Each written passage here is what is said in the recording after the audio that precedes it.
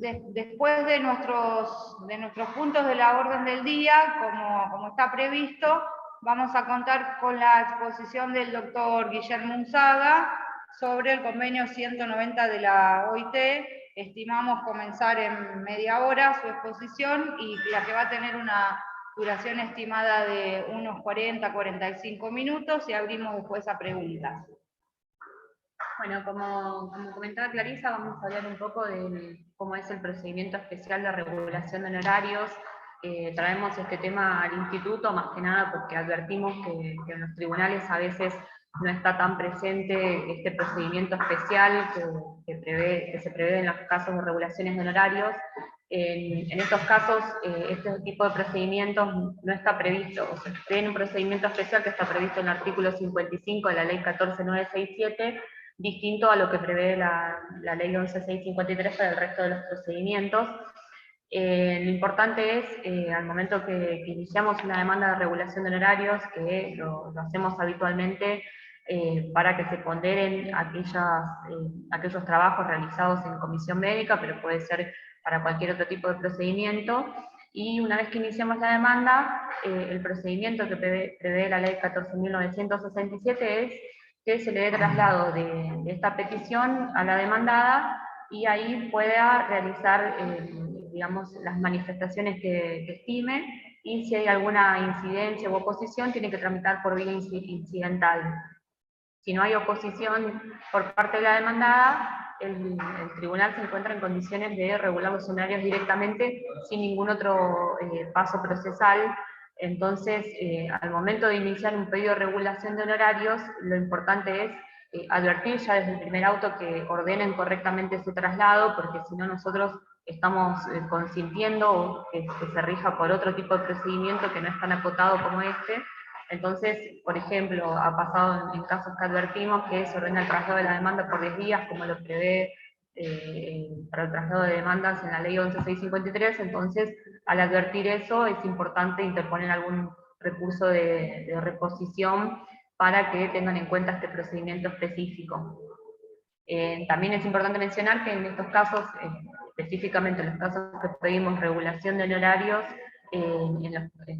para que se ponderen las tareas realizadas en expedientes administrativos que han tramitado en comisiones médicas, la prueba principal y única usualmente es el pedido del expediente a la Superintendencia de Riesgos del Trabajo, que usualmente se pide como previo al traslado de esta petición o conjunto con el traslado. Entonces, al momento que se sustancia el procedimiento, ya está en condiciones de que el juez pueda estimar los honorarios directamente y no es necesario abrir a prueba, que luego el expediente pase a la etapa de alegatos, es decir, hay un procedimiento mucho más celero que en otros trámites. Entonces, bueno, ir teniendo en cuenta para que los tribunales también empiecen a respetar este procedimiento, que no tiene que demorar lo mismo que cualquier otro proceso que se rige por la ley 11653. Claro, perfecto. La idea de tratar el tema hoy era sobre todo que lo tengamos presente, porque la ley de honorarios todavía es relativamente novedosa, entonces se da traslado y se le da curso como de expediente de trámite ordinario, cuando en realidad no lo es. El proceso es mucho más sencillo, mucho más corto, y bueno, es importante destacar esta norma para que la tengamos presente desde un primer momento. Gracias, Geraldine. Pasando al punto siguiente de hoy, queríamos también conversar un poquito sobre las cuestiones derivadas de la liquidación de la prestación dineraria de la Ley de Riesgos del Trabajo. Nosotros el año pasado ya hicimos una jornada amplia explicando toda esta cuestión a cargo del doctor Fernando García Pouso y Facundo Gianpaoli. Pero siempre está bueno recordar algunas cuestiones técnicas, porque en este momento hay varias normas que están regulando la cuestión de la liquidación. Por un lado, tenemos la ley 27.348, que modificó el artículo 11 de la 24.557. Por otro lado, sobre el mismo tema, tenemos el DNU 669. Y a su vez, este DNU 669 está reglamentado por la Superintendencia de Seguros de la Nación a través de la resolución 1039. Entonces, esto es muy importante tener presente y que no nos sorprenda cómo impacta en la liquidación. La doctora Tuso hizo un relevamiento de la aplicación del DNU 669 en nuestros tribunales, que ahora la va a comentar. No obstante, para aquellos que no estén tan empapados en el tema, me parece importante recordar que, de acuerdo a la ley y al DNU 669, en el primer tramo de las liquidaciones no hay problema, porque tenemos que hacer el ripteado del IBM por el periodo correspondiente a las remuneraciones de los 12 meses anteriores a la PMI hasta dicha fecha. El problema, según la norma que se aplique o la variación en el cálculo, lo tenemos desde la PMI en adelante hasta la fecha en que se va a calcular la liquidación. Lo que dice la 27348 es que hay que aplicar tasa activa a Banco Nación desde la PMI hasta la fecha de pago.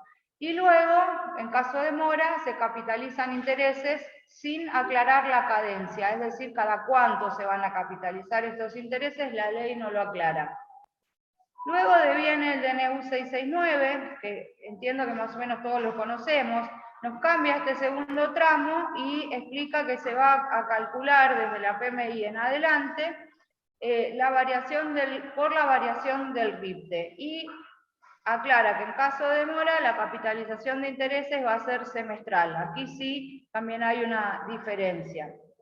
El problema es que en aquellos tribunales donde se aplica el DNU 669, pueden también aplicar, a pedido de las ART, la resolución 1039 de la Superintendencia de Seguros de la Nación, que aquí ya no nos ordena calcular esa tasa de variación o coeficiente de variación de RIPTE desde la PMI hasta la fecha del cálculo, sino que nos indica que hay que hacer una sumatoria aritmética mes a mes.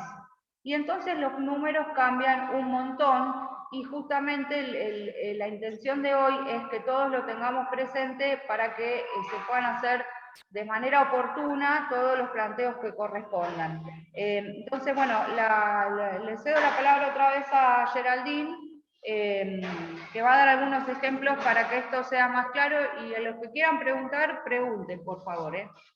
Sí, acá en el PowerPoint, que después lo vamos a circular al grupo del instituto, están el relevamiento de los casos sobre la aplicación del DNU 669 en este departamento, y bueno, dejamos linkeado ahí un fallo de cada tribunal para que lo puedan analizar y en todo caso hacer planteos.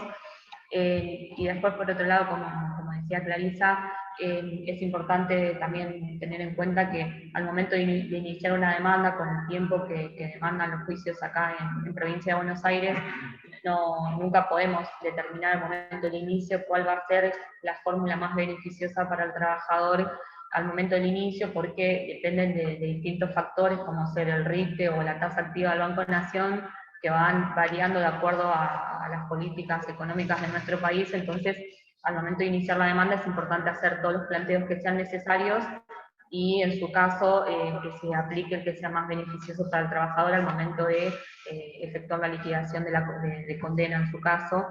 Y en este caso, para ver las variaciones de cada fórmula, tomamos como parámetro el año 2022 de cómo fueron modificándose estos índices que se utilizan para cada fórmula. Esa es una tabla de índice RIPTE del año 2022, y si tomamos en cuenta, por ejemplo, la tasa activa, que ahora lo van a ver, según el texto originario de la ley 27348, en el año 2022 esta tasa tuvo una variación del aproximadamente 63%. Si tomamos en cuenta,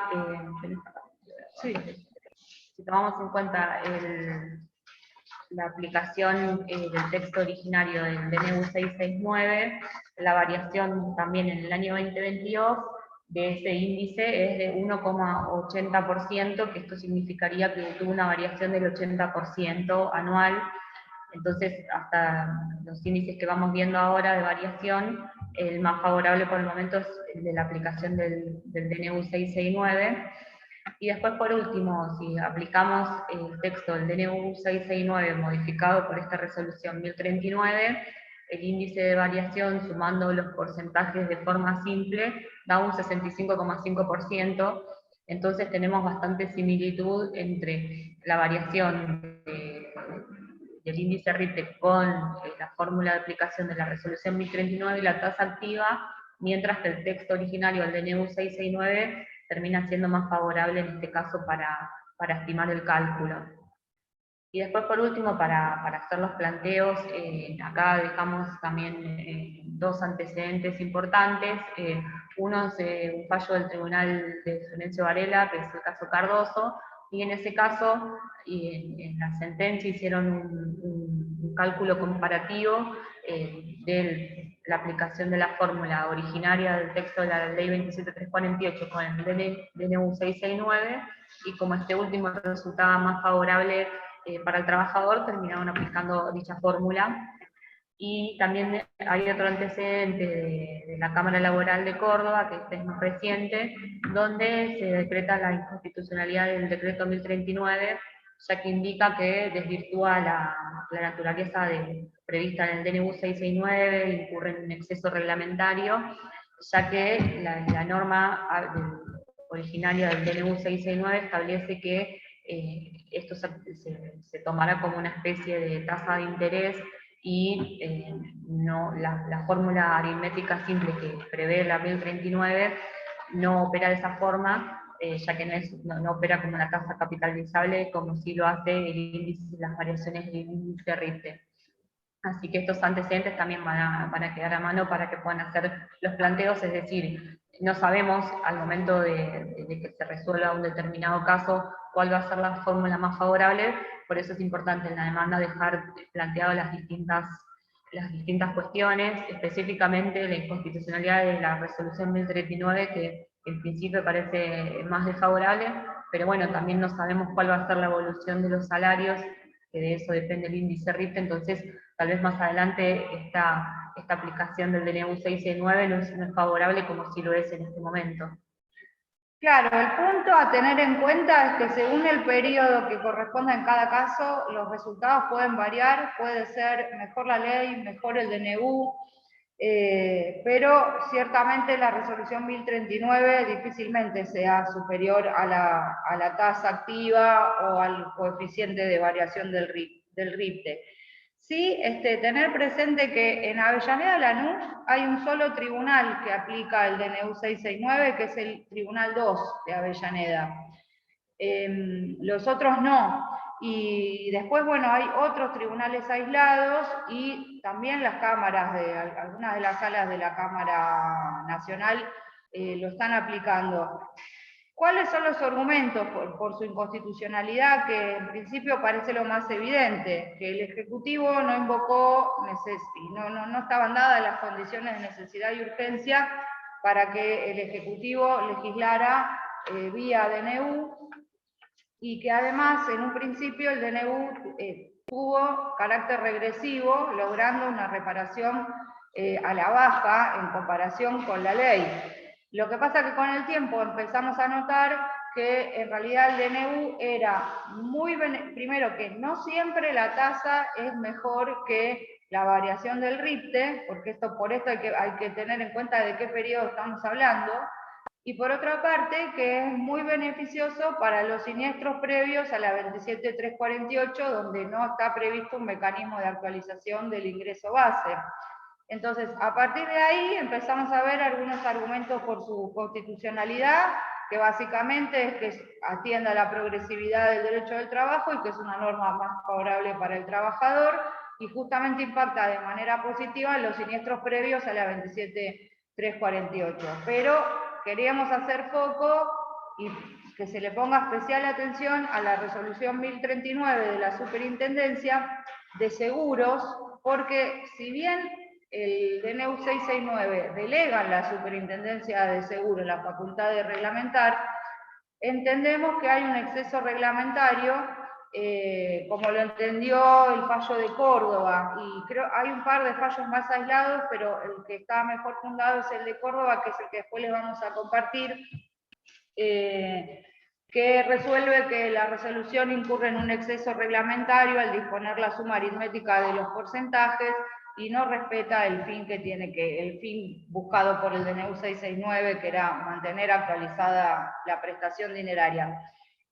Así que bueno, un poco era eso lo que, como vemos que hay muchos problemas con esto, que es un poco difícil de entender y que puede pasar de largo, todos estos planteos queríamos ponerlos en evidencia hoy. Buenas tardes, doctora Romero, ¿qué tal? ¿Cómo le va? Ahora estoy viendo las caras en el Zoom.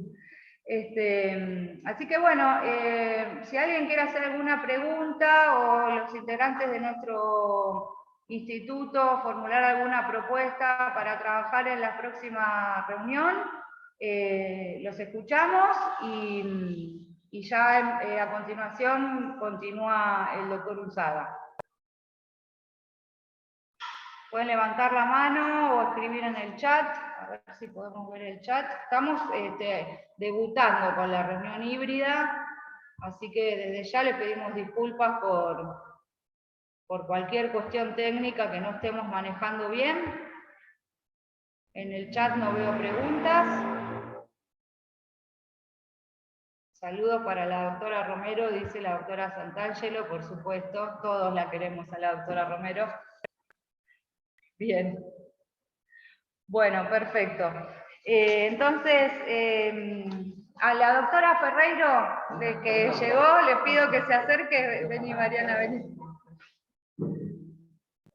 Porque ya te nombramos oficialmente la secretaria.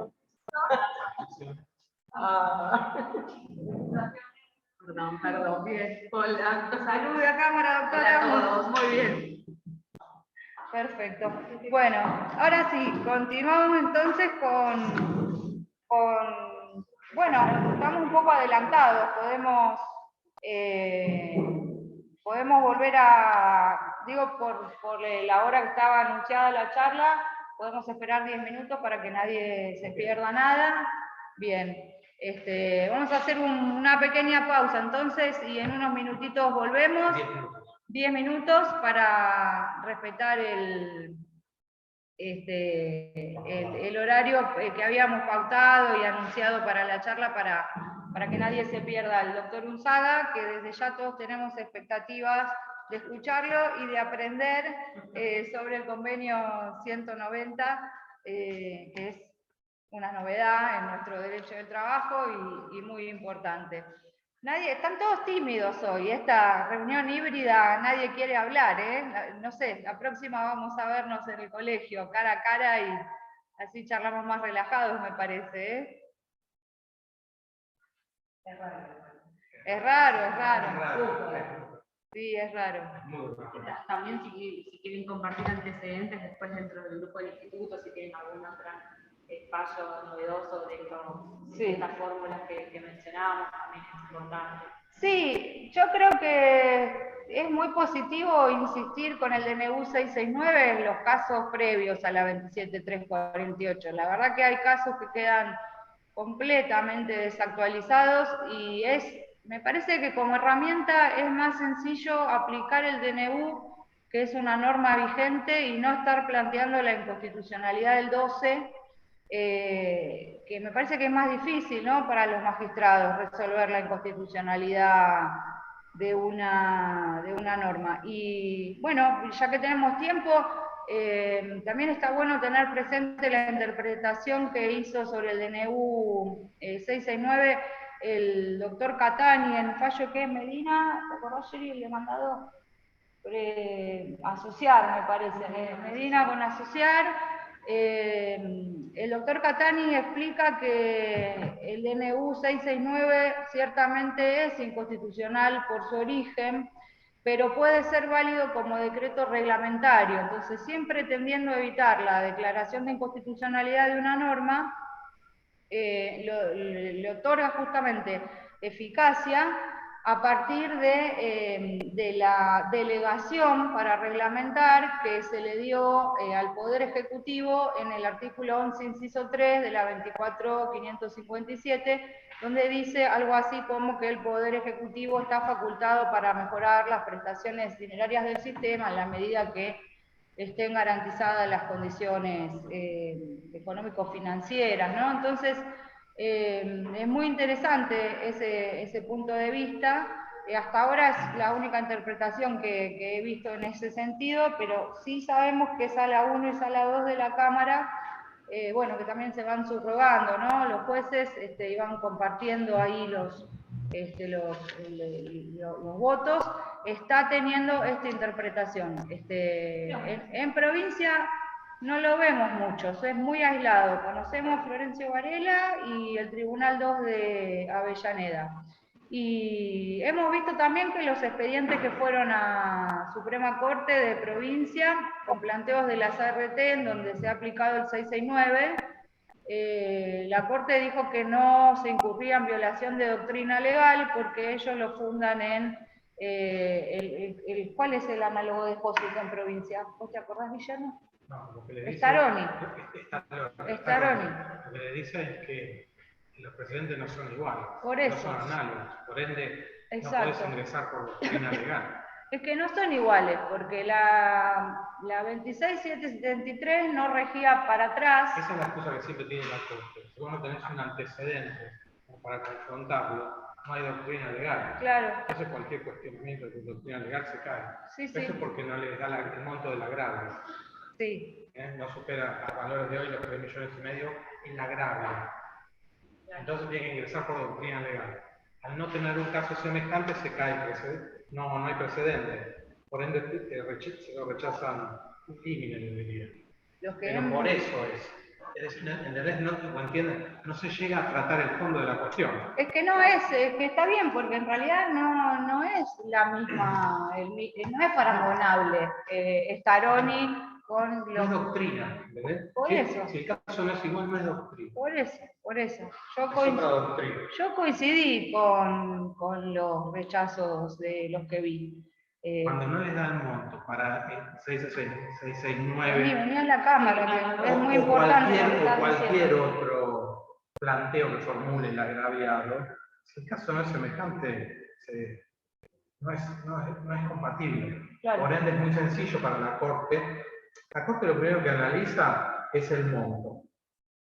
El agravio alcanza los 3,5 millones, porque si alcanza, el recurso va a tener un análisis, y si no lo alcanza, otro. En estos casos, como no alcanza el monto, solamente se confronta la doctrina que trae el agraviado y que interpone el recurso con la de la Corte.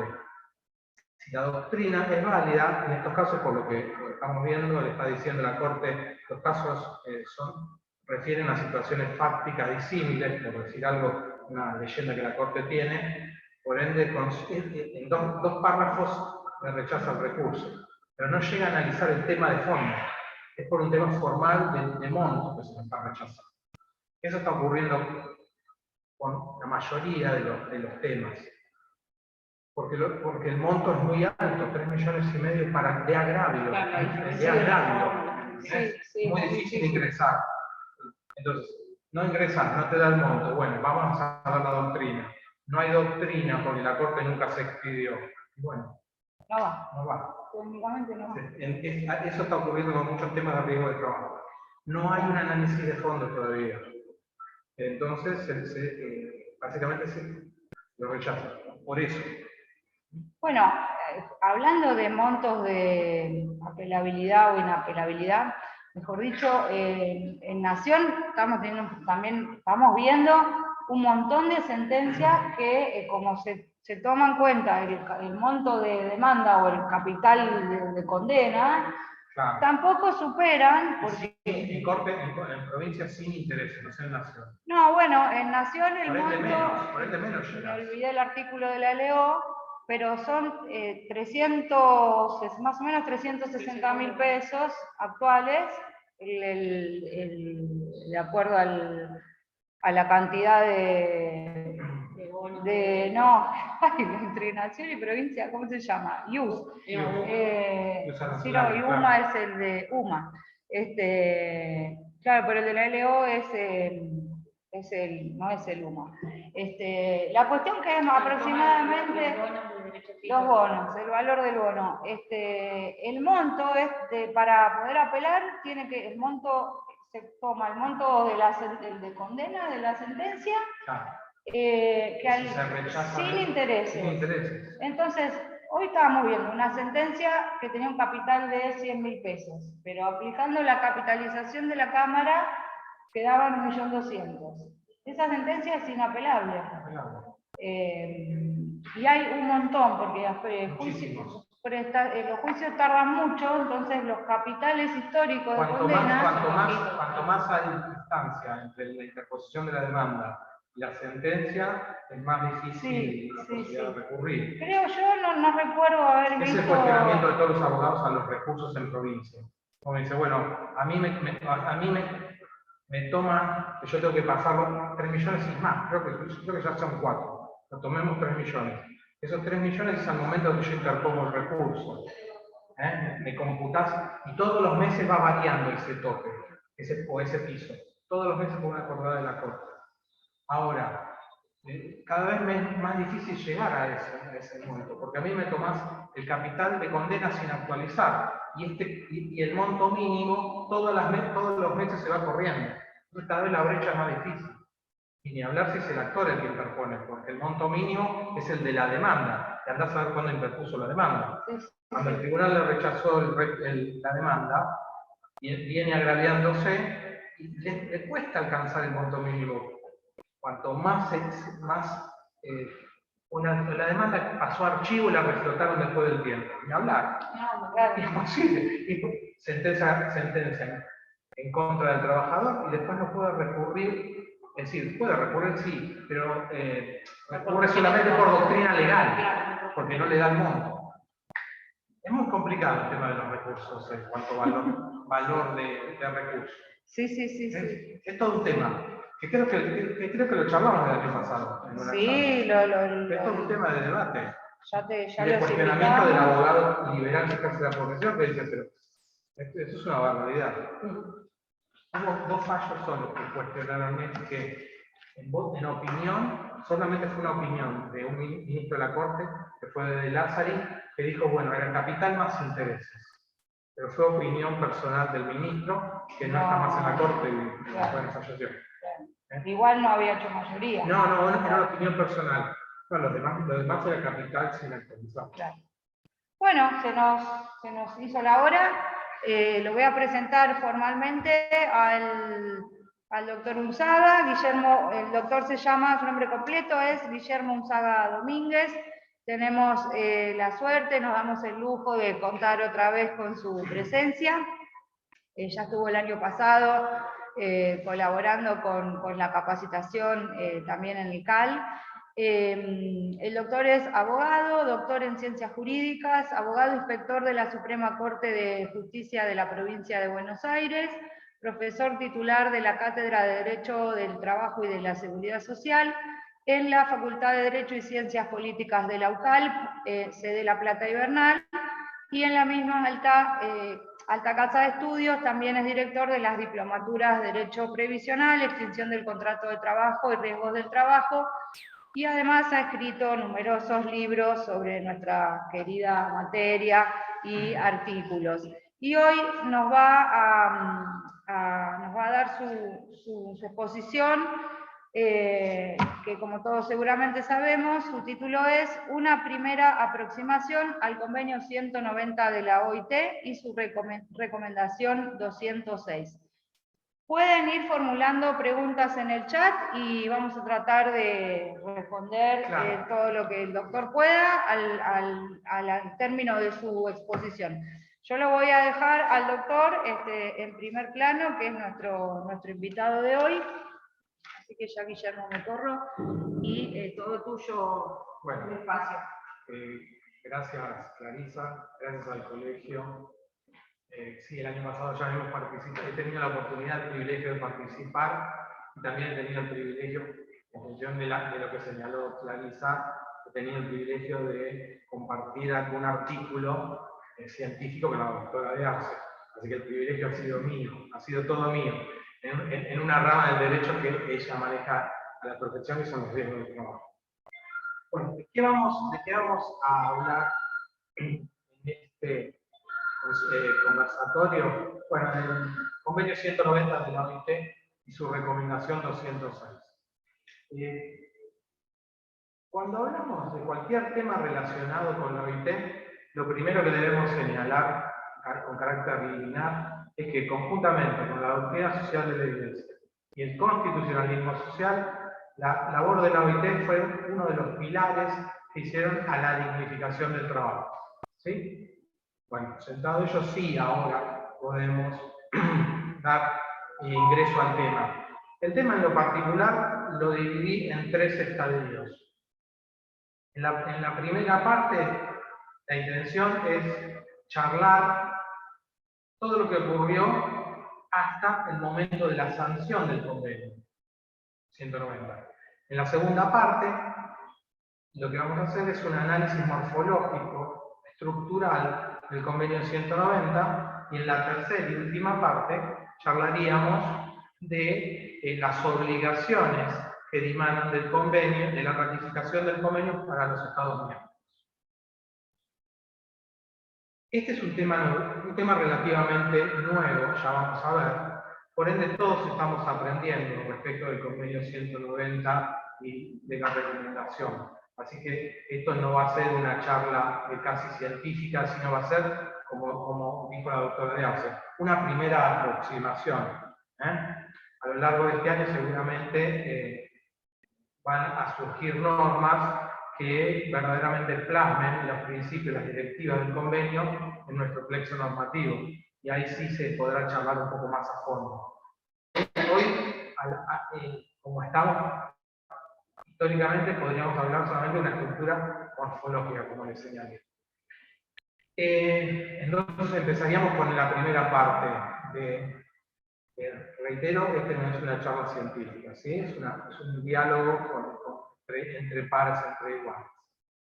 El convenio 190 y la recomendación 206 son 2 instrumentos jurídicos de derecho internacional dictados por la OIT que tienen por objeto establecer estándares jurídicos que proporcionen a los Estados miembros de la OIT principios, presupuestos para combatir con relativa eficiencia a 2 comportamientos nefastos, 2 comportamientos reprochables, que son la violencia y el acoso, concretamente en el ámbito del trabajo, en el ámbito laboral, en lo que es materia del convenio.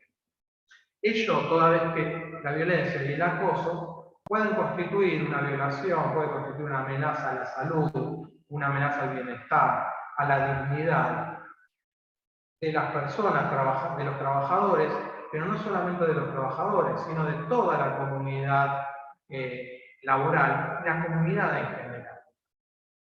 Vamos a anticipar un dato. El convenio es del 2019, de junio del 2019.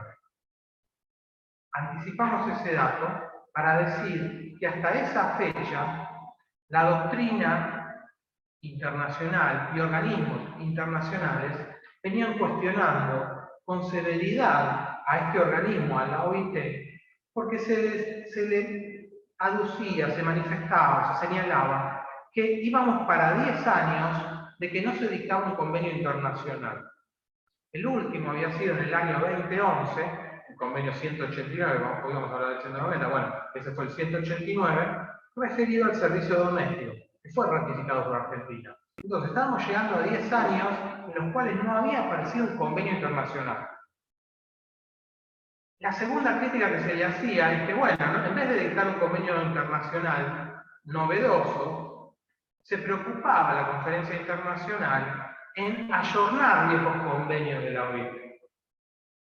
Ante esas críticas, organismos interno de la OIT, la Oficina Internacional del Trabajo, por dar un ejemplo, la Comisión de Expertos, por dar un segundo ejemplo, comenzó a pergeñar la idea de elaborar de cero un nuevo convenio. Cuando obtuvieron el título, Violencia y Acoso, lo que comenzaron a realizar es a colectar la legislación de los distintos estados miembros de la OIT en materia de violencia y acoso, a colectarla. Luego del análisis de esa legislación, se comenzó lenta pero acompasadamente, con continuidad, unas reuniones, debates con representantes de otros organismos internacionales, con representantes de los estados, miembros de la OIT, con el anhelo de elaborar un anteproyecto de violencia y acoso en el mundo del trabajo para someterlo al debate posterior y una eventual aprobación de la Conferencia Internacional del Trabajo.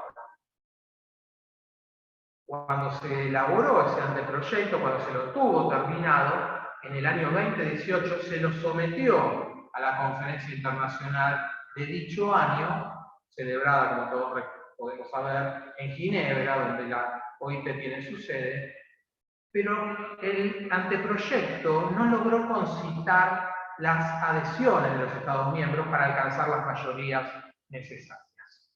Ello no detuvo, no actuó como una contra en todos aquellos que querían impulsar ese nuevo convenio, no los desalentó.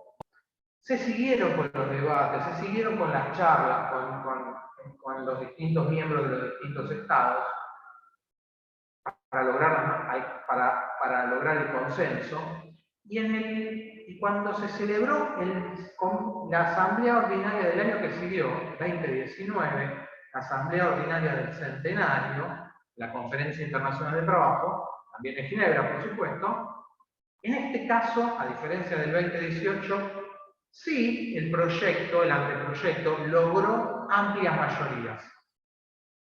Luego se hizo lo propio con la recomendación 206. Y acá tenemos que hacer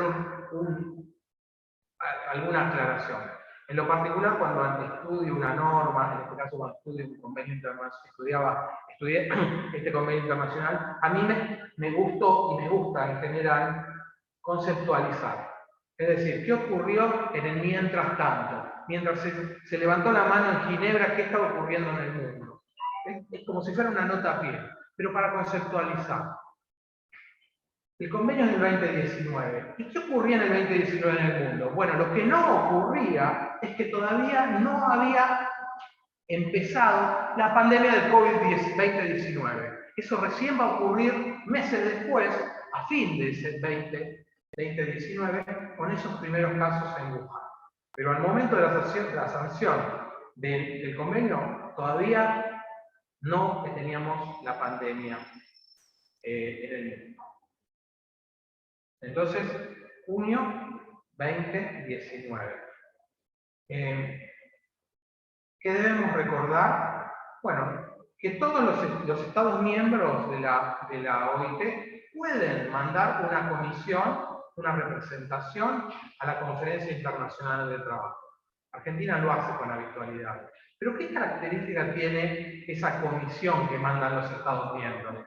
Ese carácter tripartito, eso es lo que la distingue. Están constituidos por representantes del Estado, de los trabajadores y de los empleadores. ¿Sí? En el caso de nuestra representación, la parte del Estado y la parte de los trabajadores votó afirmativamente tanto el convenio como la recomendación. En el caso del sector empresarial, se abstuvo en ambos proyectos. Es decir, el convenio y la recomendación. Casi un año y medio después, en el futuro, Argentina el Congreso de la Nación Argentina ratifica el convenio internacional, el convenio de la OIT 190. Diciembre del 2020. Y también está bueno conceptualizar. A mí está bueno conceptualizar. Por lo menos a mí me gusta. Es algo que me permite entender qué estaba ocurriendo. Estaba ocurriendo. Ya estábamos en la pandemia. Ya estábamos en la pandemia. Un mes antes habíamos pasado del ASPO, aislamiento social preventivo y obligatorio, al DISPO, distanciamiento social preventivo y obligatorio. Y también casi un mes antes de que el Congreso ratificara el convenio, habíamos tenido la jornada más nefasta en cuanto a fallecimientos derivados del COVID, por algo más de 16.000 casos. Conforme a los registros estatales, ¿no? La realidad puede haber sido otra, obvio. Eso para conceptualizar. Y otro elemento para conceptualizar es que el Congreso ratifica el convenio internacional por medio de sesiones remotas. ¿Cómo era esto? Bueno, tratemos de acordarnos. Haberlo visto en algún videito de YouTube o en alguna foto en Google. Estaban las autoridades de ambas cámaras en el recinto y los diputados y los senadores en su domicilio. Entonces, la imagen que ustedes pueden encontrar en YouTube, en Google, es esa pantalla gigante con todas las fotitos de los legisladores desde su domicilio. De esa manera se debatía, de esa manera se sancionaba. Y de esa manera se sancionó, por medio de esta sesión remota, de diciembre del 2020, el convenio 190. Luego,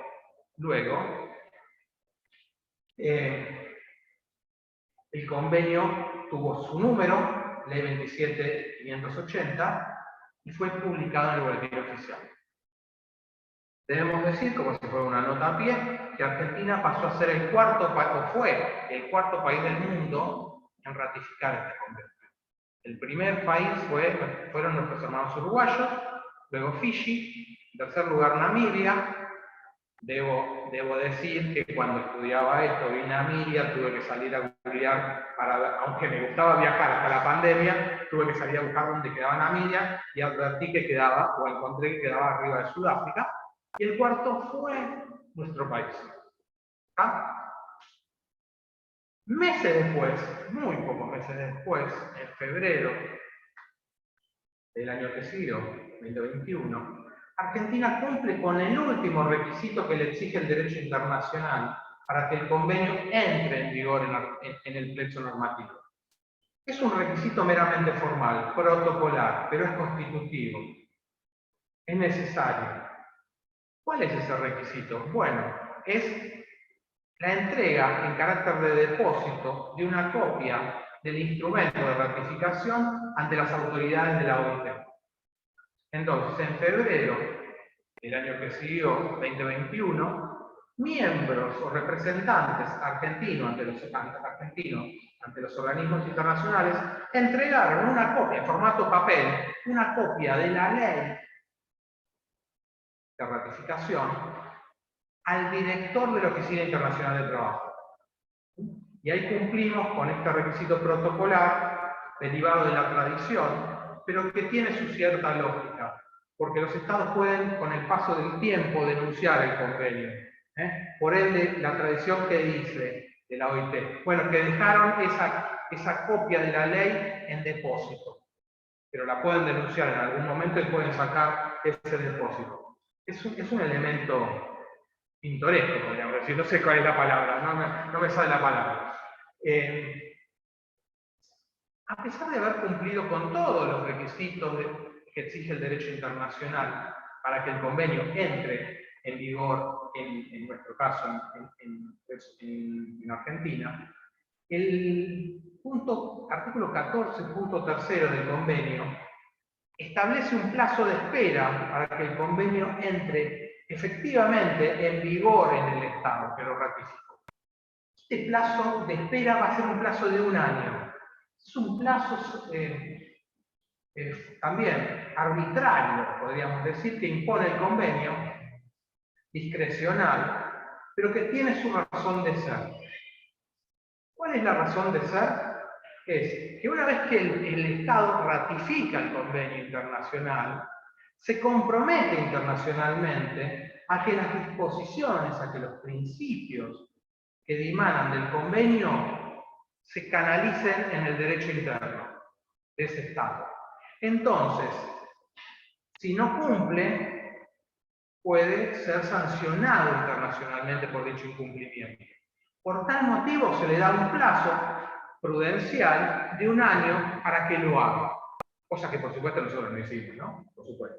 Se hicieron algunas cosas, se hicieron, ya lo vamos a ver en la tercera parte, pero esto no se hizo. Esa legislación todavía no la tenemos. Entonces, lo concreto, entonces, que este plazo de espera venció en febrero del 2022. Es decir, que hace 1 año y 1 mes que el convenio está en vigor en Argentina. 1 año y 1 mes. Muy poco tiempo. Para cerrar esta primera parte del conversatorio, recordar 2 cosas. En primer lugar, la gradación jerárquica de los convenios de la OIT en el plexo normativo interno. Y ahí vamos a explicarlo. El convenio 87 de la OIT, que se refiere a la libertad sindical, por creación pretoriana, es decir, de la doctrina legal de la Corte Suprema de Justicia de la Nación y de la Suprema Corte de Justicia de la Provincia de Buenos Aires, tiene jerarquía constitucional. Convenio 87. Por supuesto que al no aparecer en el listado del artículo 77, inciso 22, esa jerarquía constitucional, a decir de un autor como Etala, es una jerarquía constitucional indirecta u oblicua. ¿Por qué? No está en el 77, inciso 22, 75, perdón, inciso 22, pero sí aparece representado en varios de esos convenios que sí están. De ahí que la jerarquía constitucional es indirecta. El resto de los convenios de la OIT, entre ellos el 190, tiene jerarquía supralegal. Es decir, prevalece respecto de las leyes internas. Entiéndase, Ley 2744, Ley de Contrato de Trabajo, entiéndase Ley 24557, Ley de Riesgo de Trabajo y sus normas complementarias. Los convenios de la OIT prevalecen sobre estas normas internas. Pero, salvo el convenio 87, no tienen jerarquía constitucional. Por lo menos hasta ahora. Por lo menos hasta ahora. El segundo tema que es apropiado recordar para cerrar esta primera etapa es que, a diferencia de los convenios que son obligatorios para los estados que lo ratificaron, las recomendaciones no lo son. Las recomendaciones, si uno escucha en YouTube un documento de algún funcionario de la OIT o lee un paper de algún funcionario de la OIT que trate temas de recomendaciones de la OIT, ellos lo definen como las recomendaciones son una hoja de ruta. En este caso, una hoja de ruta en el sentido del convenio 190. ¿Qué quieren decirnos cuando dicen una hoja de ruta? Si no son obligatorias. Bueno, nos están diciendo eso, que son sugerencias de la OIT. El convenio establece principios, ¿sí? Las recomendaciones, sugerencias para que esos principios del convenio sigan las sugerencias que el propio organismo les da. Por ende, no superan el estadio de anhelo. Es un anhelo del derecho de la OIT de que los principios sean canalizados como la OIT estima, pero no son vinculantes. Al no ser vinculantes, no requiere una ley interna del Congreso que los ratifique, a diferencia del convenio. Y por tal motivo tampoco genera compromisos u obligaciones internacionales. Con esto cerramos la primera parte del conversatorio. Les vuelvo a decir, nosotros todos estamos empezando a estudiar el convenio 190. Cualquier sugerencia, por eso estoy tratando de ser lo más llano posible. Cualquier sugerencia que ustedes tienen nos van a enriquecer. ¿Está? Porque todos estamos estudiando. Ninguno lo trata como un tema científico todavía el convenio. Así que si alguno quiere hacer un agregado a esta primera etapa hasta que llegamos al convenio, sería bien recibido, por lo menos de mi parte y también de las personas que están escuchando acá. ¿Algún comentario? Digamos en chat por dudas, que veo unos mensajes. Este es el 1 de 3, ¿no? Pues tendría que ser la primera parte.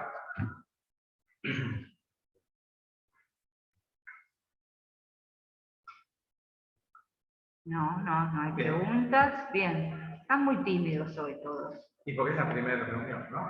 Sí. Aparte este tema es medio muy de teoría. Normalmente los abogados que ejercemos la profesión, todo el tema de convenios y normativa supraconstitucional la vemos como una cosa lejana. Pero claro, ciertamente muchas veces fallamos en no darnos cuenta que hay que pensar siempre de arriba para abajo, ¿no? Exactamente. El error que tenemos en la facultad, por ejemplo, es los profesores de Derecho Laboral, que se esfuerzan en dar la LST y no se esfuerzan en dar los convenios, que prevalecen sobre la LST. Sí. Bueno, pero la información universitaria es contemporánea a la reforma constitucional. Yo creo que tiene un poco que ver con eso también, ¿no? Pero en general creo que le pifiamos un poco ahí.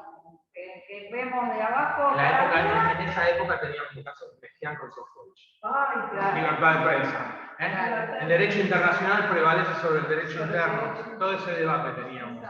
Exactamente, la reforma constitucional. Pero bueno, esto lo estamos empezando a estudiar. Ahora vamos a ver los dos estadios que se me ocurrieron dividir la exposición. Te dejo. Pero les reiteramos, todo lo que ustedes nos quieran agregar va a ser bien recepcionado. Segunda parte.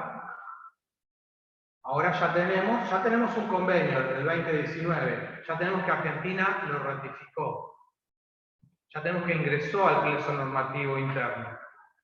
Ahora tenemos que conocer la estructura morfológica de ese convenio 190. Lo primero que debemos decir es que el convenio cuenta con un preámbulo y cuenta con 8 capítulos, 7 de carácter sustantivo. ¿Qué quieren decir con eso? Lo que queremos decir es que el convenio está integrado por principios, no está integrado por cláusulas operativas, por cláusulas ejecutables per se.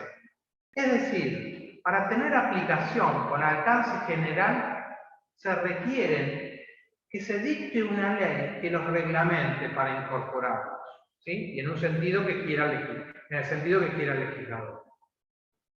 Sin embargo, eso no ocurrió todavía en nuestro caso. Sin embargo, ante esa cefalía, ante ese vacío, que no podemos cuestionar alguna norma confrontándola con el convenio, sí lo podemos hacer en el caso concreto.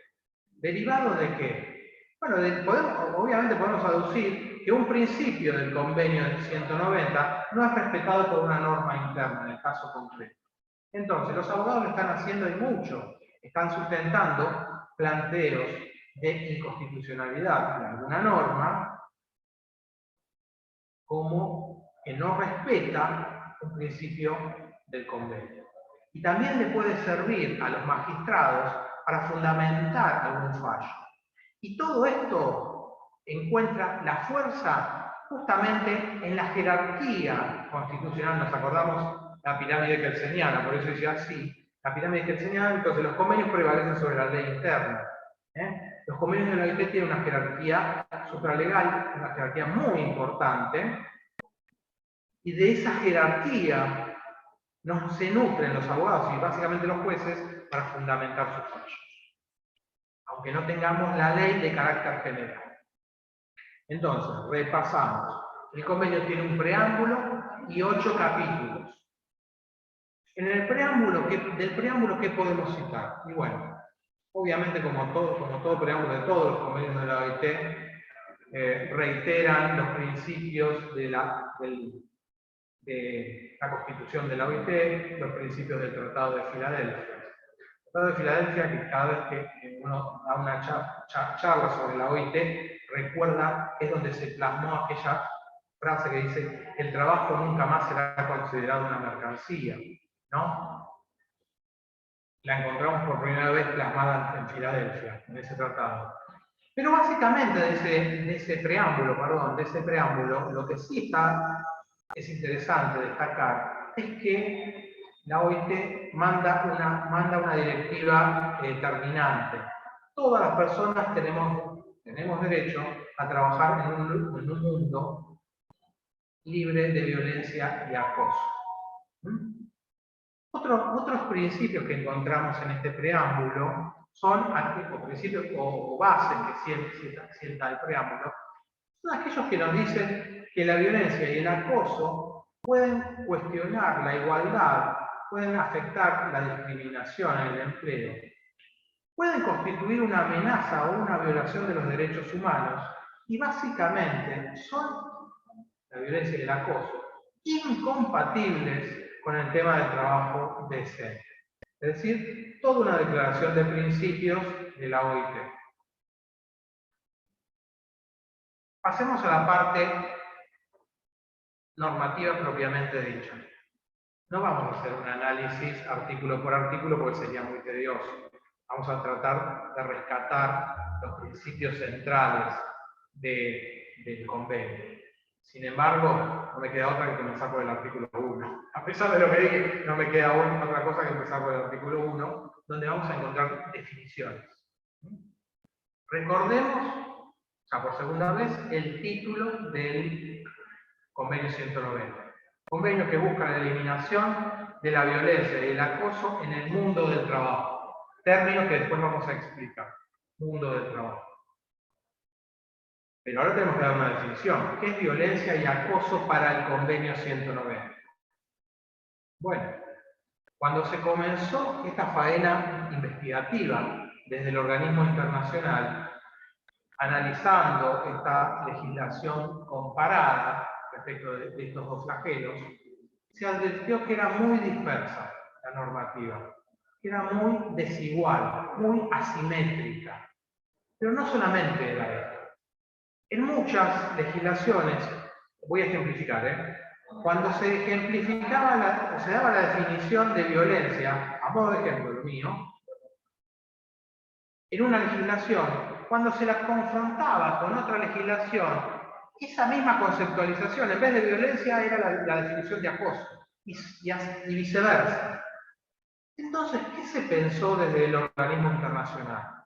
Bueno, tenemos una definición única en el convenio de violencia y acoso, omnicomprensiva de ambas conductas, y dejemos librado la posibilidad de que el Estado, sí, una vez que ratifique el convenio, en su legislación interna, siga el sendero de la OIT con una definición única o de definiciones independientes. Como estamos en una charla entre iguales, me permito hacer algún comentario. Para muestra basta un botón, podríamos decir. Y el ejemplo que podemos dar es que en nuestra provincia tenemos la ley que regula el tema de la violencia en el ámbito de los 3 poderes del Estado. Ley 13.168, puede fallar el número.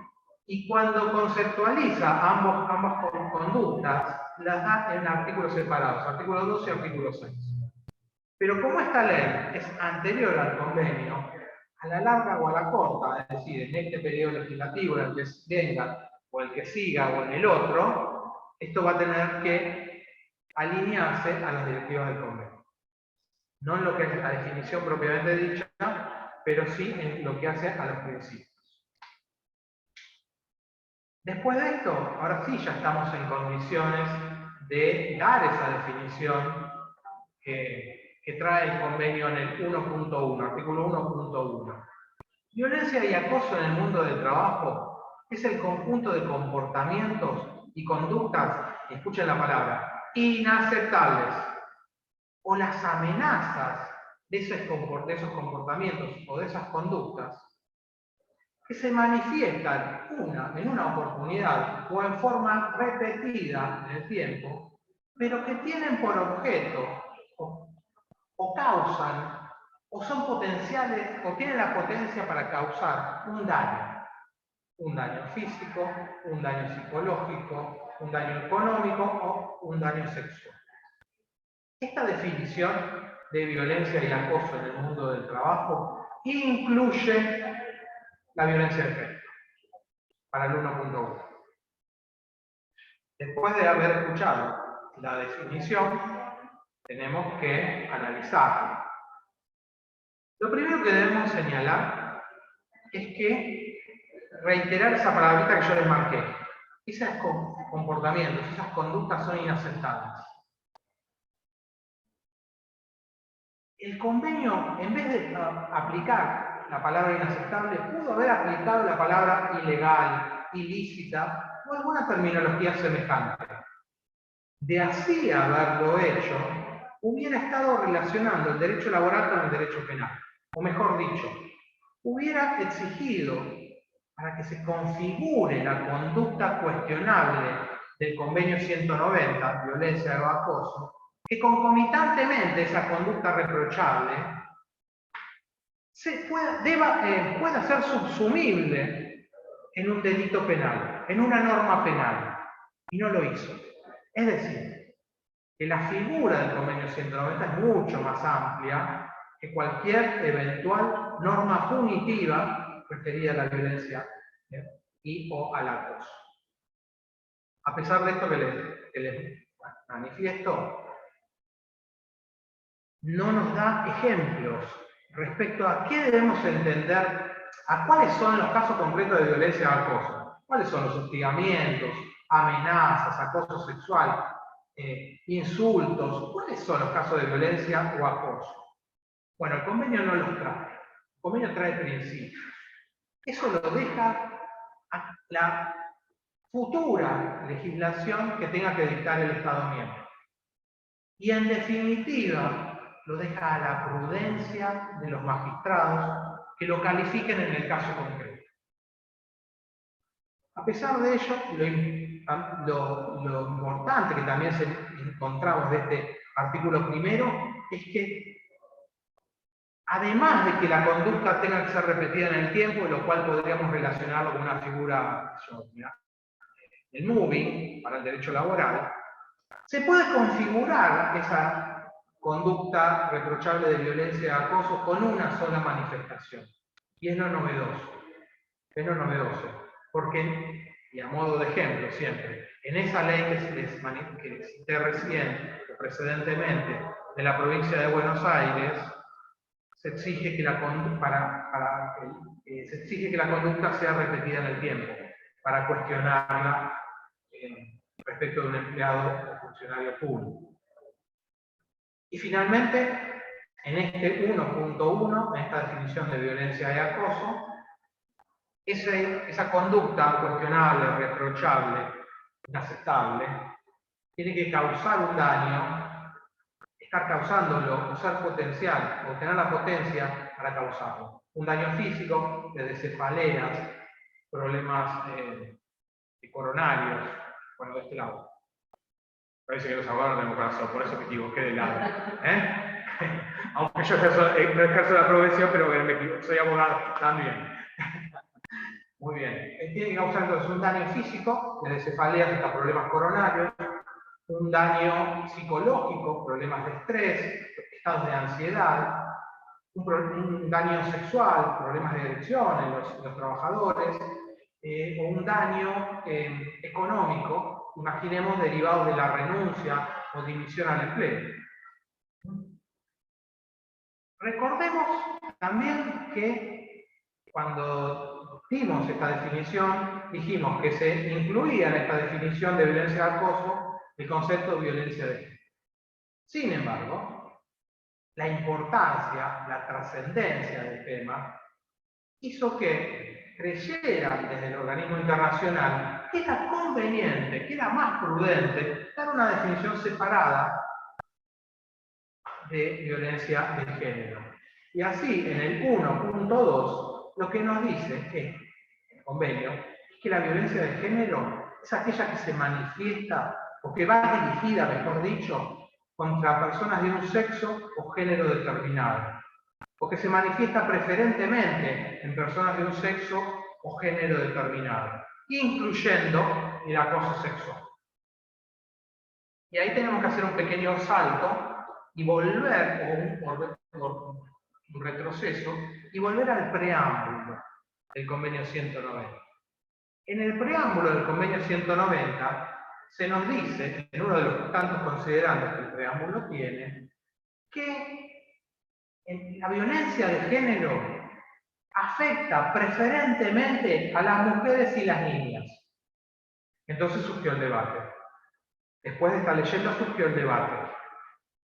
¿Qué? Y las preguntas, ¿no? El convenio 190 solamente protege a las mujeres y las niñas respecto de la violencia de acoso en el mundo del trabajo. ¿Qué? El convenio 190 solamente protege a las mujeres y a las niñas respecto de la violencia de género. Y la respuesta es un no en ambos casos, no rotundo. Se protege a todos en el mundo del trabajo.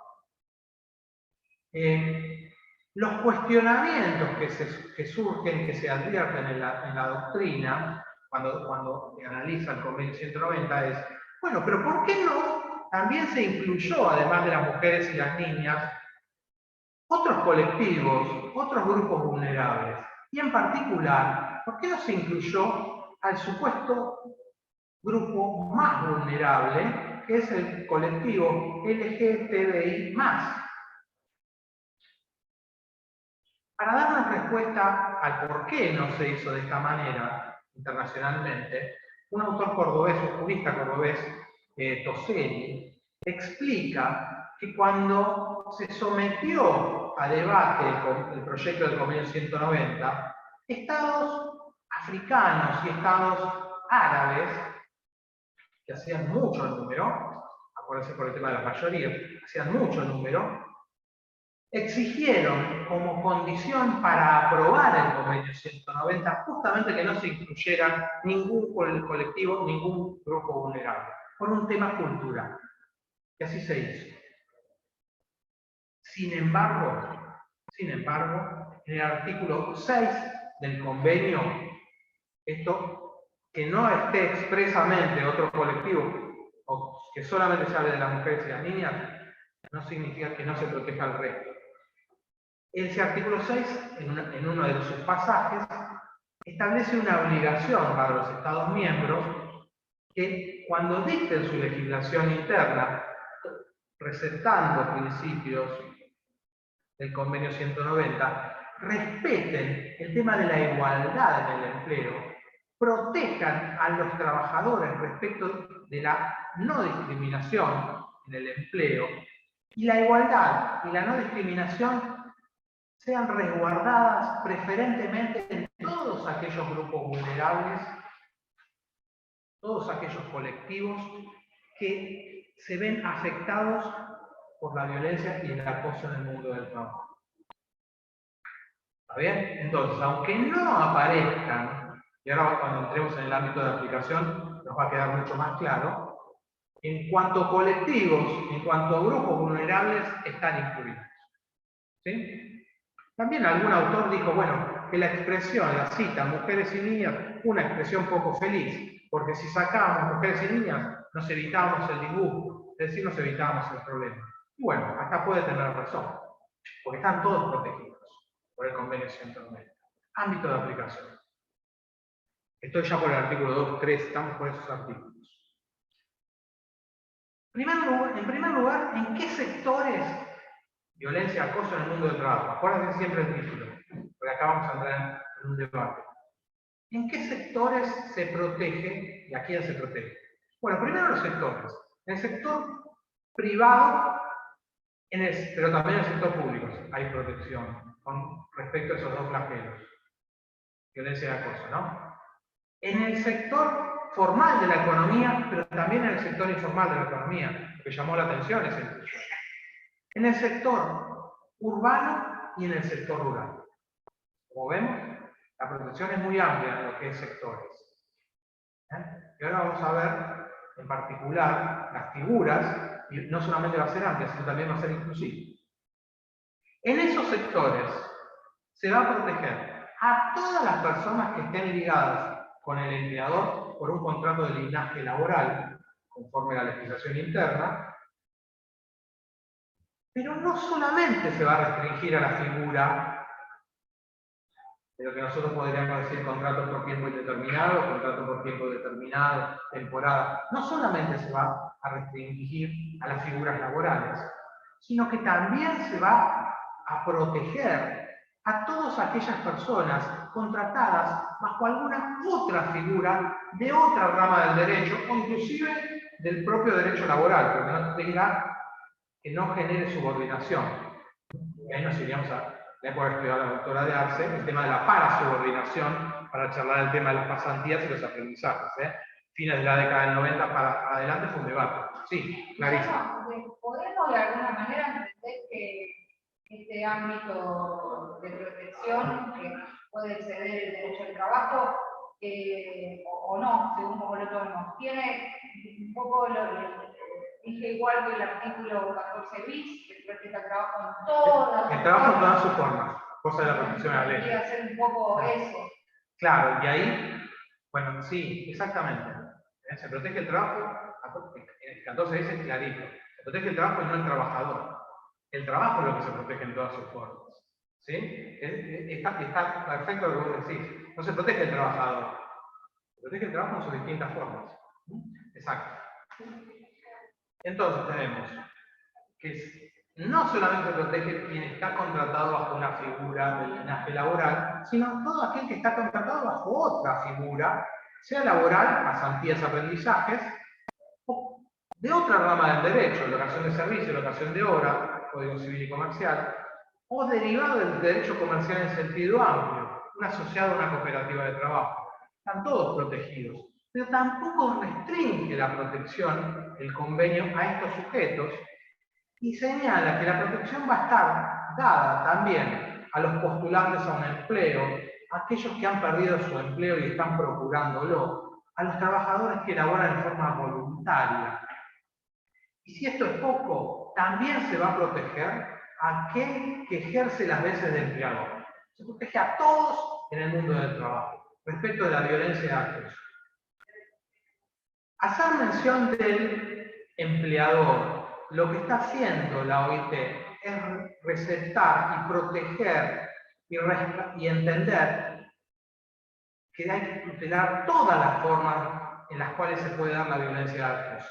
Por supuesto que el propio convenio entiende que la forma más frecuente de darse la violencia es entre iguales, la violencia horizontal, es decir, entre compañeros de trabajo, o la violencia vertical descendente, la que ejerce el empleador respecto de un subordinado, un trabajador. Pero también, es más difícil, pero también puede ocurrir la violencia vertical ascendente, de un empleado respecto de su empleador. Inclusive, el artículo que sigue, el artículo cuarto, va a señalar que la violencia puede provenir de un tercero, ajeno a una relación de subordinación, a una relación laboral. Y los ejemplos que podemos traer son aquellas personas que laboren, no sé, en un comercio, la violencia y el acoso es cometida por un cliente. O alguien cuando va a una clínica, un sanatorio, un hospital, a hacerse atender y ejerce violencia y acoso respecto a un profesional de la salud. ¿Sí? La violencia y acoso no solamente es entre las partes del contrato de trabajo, cualquiera sea su forma de contratación, también puede provenir de un tercero. Inclusive, si hacemos un bypass, nos vamos al artículo 10, la violencia o el convenio también pregona la tutela de la violencia doméstica. ¿Sí? La violencia que se ejerce, me fui del artículo 3 y fui al artículo 10, hice un salto, pero hay que relacionarlo. Esa violencia doméstica que se genera en el seno de una familia por miembros de una familia o ex miembros de una familia, una expareja, y que tiene efectos en el contrato de trabajo, en la vida laboral de la persona. Como vemos, el ámbito de aplicación es muy amplio. Ahora, ¿y en qué lugares tienen que ocurrir esas figuras cuestionables, reprochables, de violencia y acoso para estar tuteladas por el convenio 190? Por tercera o cuarta vez, ya no recuerdo, debemos repasar el título del convenio. Eliminación de la violencia y acoso en el mundo del trabajo. El convenio no nos dice que la violencia y acoso tiene que ocurrir en la empresa o en el establecimiento, si tomo la denominación de nuestra LST. Habla del mundo del trabajo, es decir, es mucho más amplio. Es decir, la violencia puede ocurrir durante la jornada de trabajo, en la empresa, en el establecimiento, es decir, durante el contrato. Pero también puede ocurrir durante la relación, o a consecuencia de la relación, o como resultado de la relación. En el primer supuesto no hay duda, no hay problema en cuanto a configuración. Ocurrió en el establecimiento, ocurrió en la empresa, aparece configurado de forma más sencilla. Ahora, el convenio, en el artículo 4, nos va dando ejemplos de los demás supuestos. Cuando ocurre en el ejercicio, cuando ocurre en relación, que son por ahí supuestos más complejos. Y nos dice, es en un artículo enunciativo, meramente enunciativo, que la violencia y acoso también puede ocurrir en aquellos lugares donde el trabajador percibe su salario cuando no coincide con la empresa de establecimiento. O en aquellos lugares donde el trabajador se almuerza derivado de la relación laboral, o donde descansa entre la jornada de trabajo, o en sanitarios, en vestuarios, en lugares de aseo, cuando no están dentro de la empresa o establecimiento. Pero no se restringe ahí las posibilidades de configurarse estas conductas.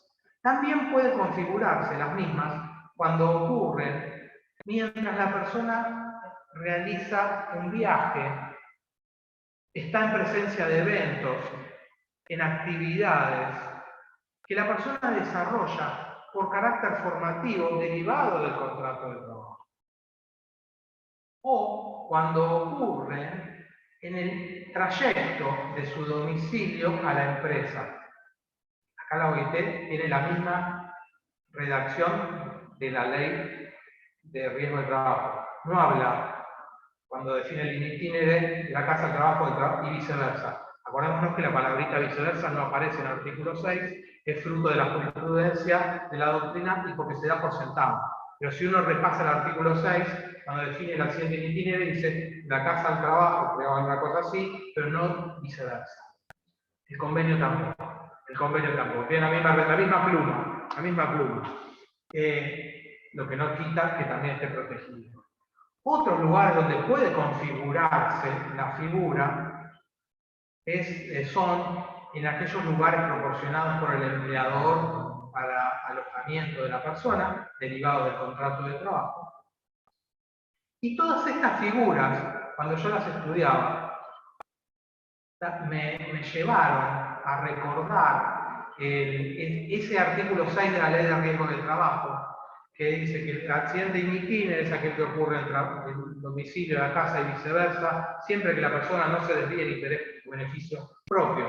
Sin embargo, contempla 3 supuestos de excepción: que la persona se desvíe por razones de estudio, por concurrencia a otro empleo o por atención de un familiar directo no conviviente.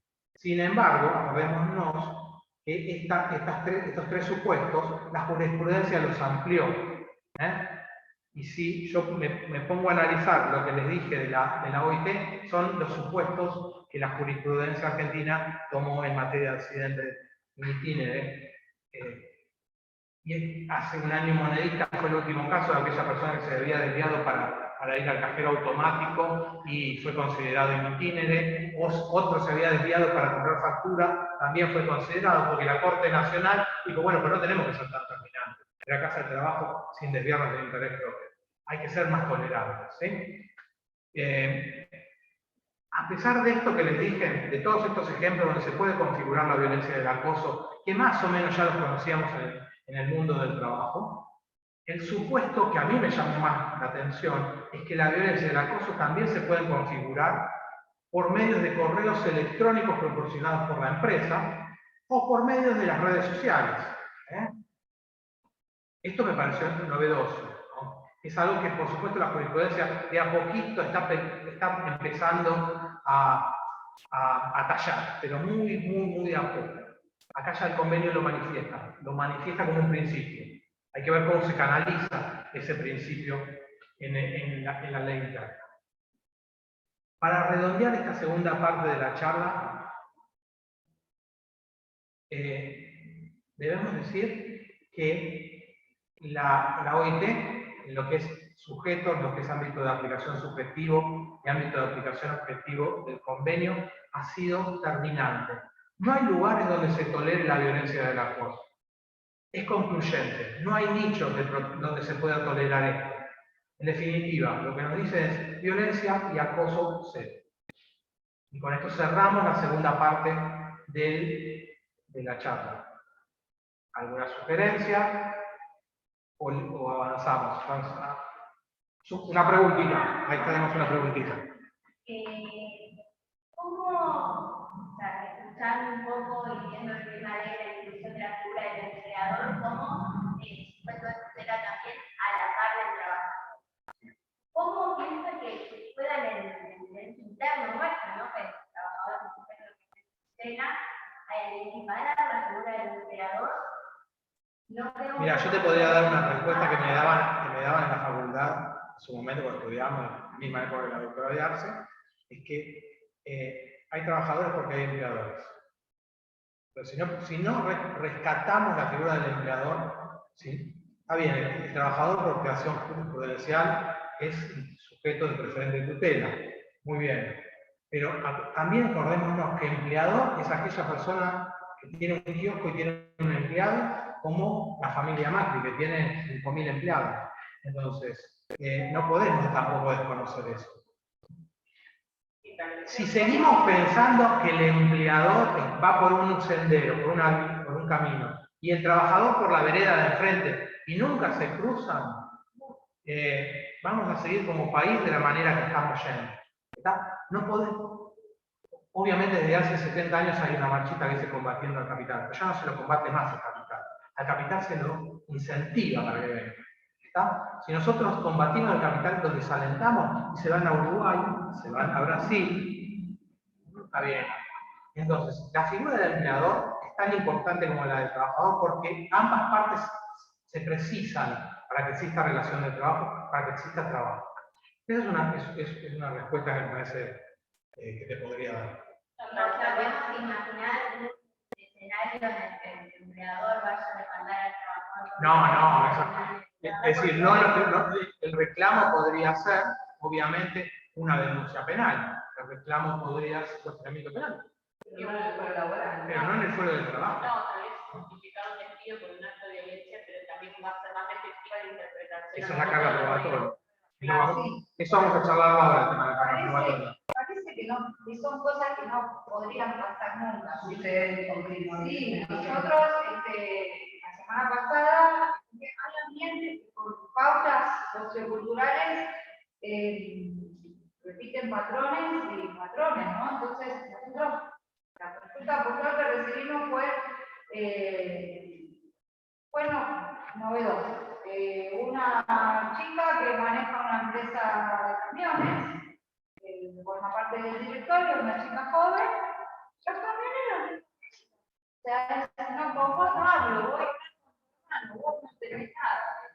Y ella es una de las titulares de la empresa, ¿no? Entonces, bueno, sí, realmente hay muchos hechos que también, esto para mí es un caso de violencia de género, ¿no? Entonces, bueno, primero uno sugiere cómo manejarlo, justamente ese trabajador si no modifica su conducta. Y también hay que desmontar la imagen del empleador que había antes. Digo, existen empleadores de todo tipo económico, Como también existen trabajadores hay de empleadores que son trabajadores y que tienen una empresa muy chica en la cual los derechos hasta se ven en algún punto. trabajan a la par porque son compañeros de trabajo. Y es la figura del empleador y la del trabajador, pero trabajan a la par. Exacto. En los comercios, en las pequeñas empresas. Bueno, sí, que es abogada del sindicato. Claro, lo que pasa es que el empleador, a ver, como a la par, es que el empleador genera una ganancia que el trabajador. Por eso no Eso es una presunción. pero Es una presunción. que además no tiene que ver nada.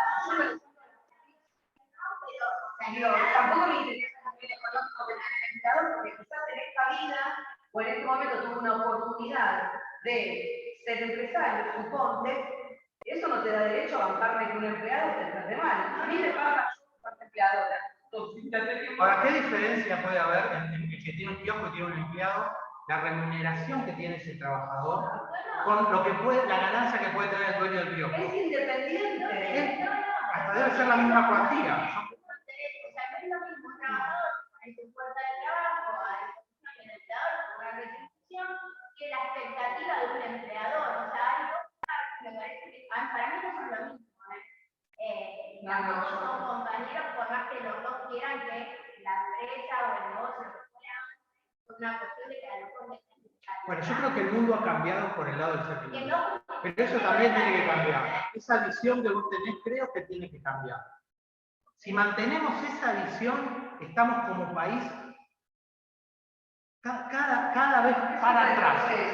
No podemos tener ese análisis.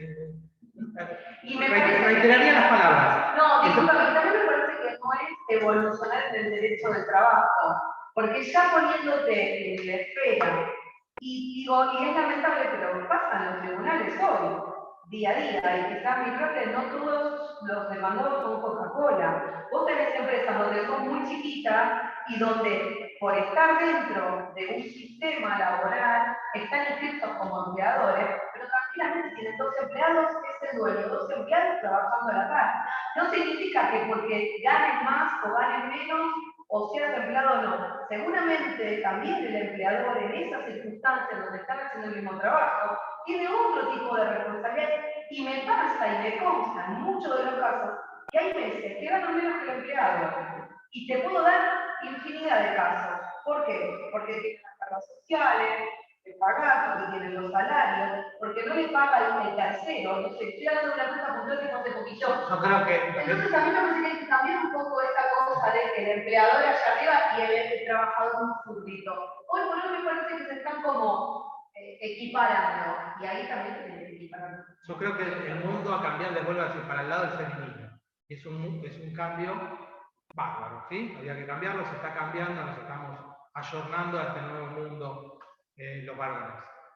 Pero la forma de ver la relación de trabajo también hay que cambiar. Para mí, porque el país requiere otra visión de la relación de trabajo. El trabajador no está en contra del empleador, el empleador no está en contra del trabajador y viceversa. Es una opinión, puedo tal vez estar equivocado. No, pero me parece que el cambio va por otro lado, o sea, no se puede mirar con la misma vara a la Secretaría Académica que tiene 5 empleados que a todos, pero el mismo convenio tiene que pagar el mismo salario. Entonces me parece que se podría negociar por ramas, se podría negociar por sectores, y entonces ahí podés. Bueno, por ahí entraríamos en discusiones de derecho colectivo que los gremios no quisieron esas negociaciones. Para no me perdí la última parte, ¿cómo es lo que dijiste? Creo que la discusión va más por ese lado, o sea, veamos que hay un grupo de empleadores, pero no equiparemos para abajo. No, yo no te hablé de equiparar para abajo, Bueno, pero, o sea, que equiparen perspectivas, pasemos de la... Yo no te dije sacarle el 245, no te dije sacar los derechos de... No dije eso, No soy mi ley, te aviso, No, yo no estoy de acuerdo. Sabíamos que hay puntos empleadores, puntos tipos de empleadores, pero no. Igualmente, a lo que vos dijiste, yo te podría responder que cuando se quiso hacer el tema sindical, dividirlo por empresas más que por actividad, el sector gremial se opuso terminantemente, porque dice que la presión que tienen los gremios es todos juntos triunfaremos. La presión es cuando estamos todos juntos. Es el sindicato de actividad, no el sindicato de empresa. ¿Entendés? Eso se planteó desde el sindicalismo cuando mirá lo que te estoy diciendo, vos serías chiquitita. En la época de la Rúa, cuando se quiso, mira, Patricia Bullrich, ministra de Trabajo, cuando se le opuso a Moyano, si no me equivoco, en ese momento ellos quisieron justamente fraccionar todo el tema de los convenios colectivos que sea por empresa. Bueno, yo lo que recuerdo, puedo estar equivocado, es que el gremialismo se le opuso terminantemente porque querían estar todos juntos bajo una... porque juntos tienen más presión. Ni hablar si me voy a la década del 90, La década del 90 también, los cuestionamientos. Pero bueno, es otro tema, es un tema más de derecho colectivo. Sí, nos fuimos por la rama, pero en definitiva siempre hemos estudiado el móvil vertical, tanto ascendente como descendente, así que un poco es lo mismo, ¿no? Es lo mismo. Que puede ocurrir. Sí, no es lo más común, pero puede ocurrir. Bueno, y es una nueva mirada que le da el convenio, es decir, proteger a todos. También lo que vos mencionabas de la palabra que utilizan inaceptable, porque eso le da contexto del momento que se evalúa la conducta, porque lo que mencionábamos antes, por ejemplo, ese fallo que salió de un trabajador le dice a otro, tendrías que venir en bikini, en otro momento era inaceptable, que se asociaba más a acoso, violencia, vinculado al derecho penal, y le viene inaceptable son otras conductas que son delitos, pero no son aceptables en el ámbito laboral ni en ningún otro, y no están tipificados, excepto algunos códigos especiales como el Código Contravencional de la Ciudad, claro. Y no acá, entonces bueno, trataban de legislar eso, pero para darle coyuntura al momento que se analice la conducta y también el país en el cual se analice la conducta, que acá hay más avanzado y otros no, me parece. Exacto. ¿Avanzo? Sí, es lo más llamado. No, la última palabra es otra cosa. Es un chiste, Tercer y última parte de esta charla. Vamos a charlar entonces las obligaciones que tiene el Estado derivado de la ratificación del convenio 190. Primero, el artículo 7º lo que dice es que las disposiciones, los principios del convenio se deben canalizar por medio de la legislación o los convenios colectivos de trabajo. Y para quedarse bien con ellos, para que no se me ofenda. Fijémonos la importancia que el convenio también le da a los convenios, equiparándolo con la legislación. ¿Y por qué?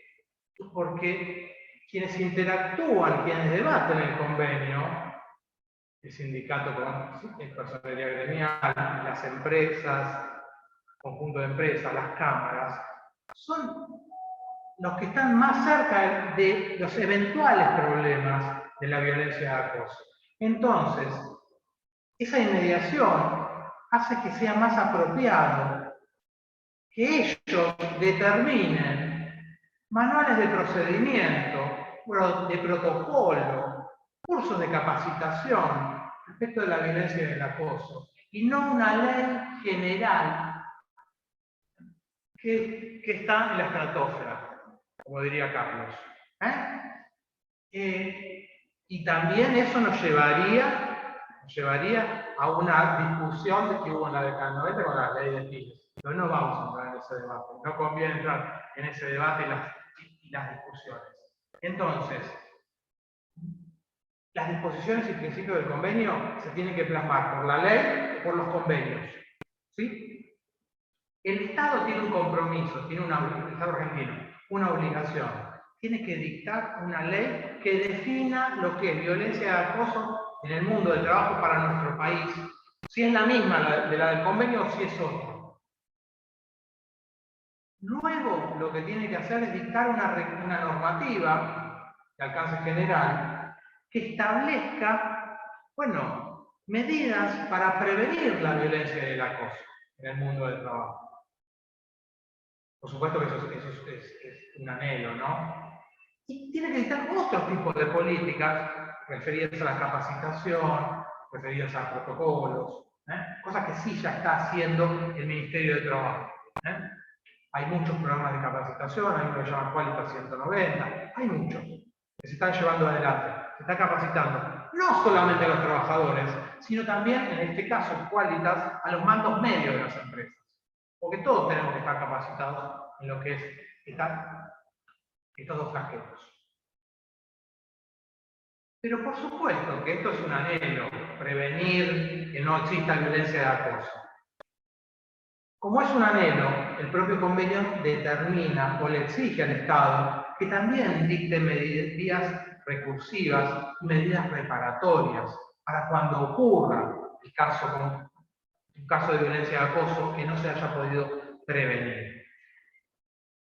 Y en esos supuestos, lo que fija el convenio es que las denuncias, las quejas, las acciones, las pretensiones, el nombre que ustedes quieran señalar, puedan ser canalizadas ante un organismo propio de la empresa, y ahí vuelvo con ella, me imagino yo alguna función de la comisión paritaria que se aboque a eventuales conocimientos de violencia de acoso dentro de la propia empresa, externas a las empresas, dentro del poder administrador, se me ocurren agencias estatales, ¿sí? Como existe el servicio doméstico, el capital, por decir algo, o inclusive, por supuesto, que reconoce el convenio, que también se pueden constituir organismos jurisdiccionales, tribunales y juzgados. Hago un pequeño salto y me voy a la recomendación.